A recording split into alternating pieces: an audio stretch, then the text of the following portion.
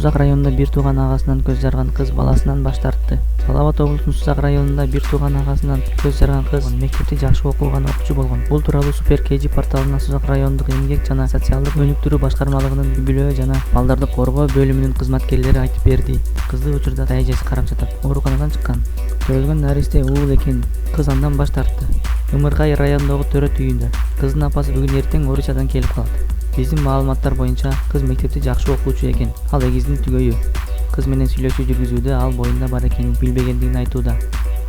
Кыздын ичи 19-июль күнү түндө ооруп башталган. Эртеси анын атасы токур ичеги ооруп жатат деп ооруканага алып келген. Медициналык текшерүүдө кыздын кош бойлуу экендиги аныкталып, көп убакыт өтпөй төрөп койгон. Ал эми бул иш кандай болгонун кыз айтып берди. Агам досторуна кетип, үйгө ичип келди. Анан менин бөлмөмө келип, ушул ишти кылып койду деп айтып берди. Эртеси агасы андан кечирим сураган жана жабырлануучунун айтымында агасы андан кийин тийген эмес. Учурда кызды көзөмөлдөө милдети анын тайэжесине жүктөлдү. Апасы келгенден кийин алардын жашоо шарттарын карап көрүлүп, балким энесине берилет.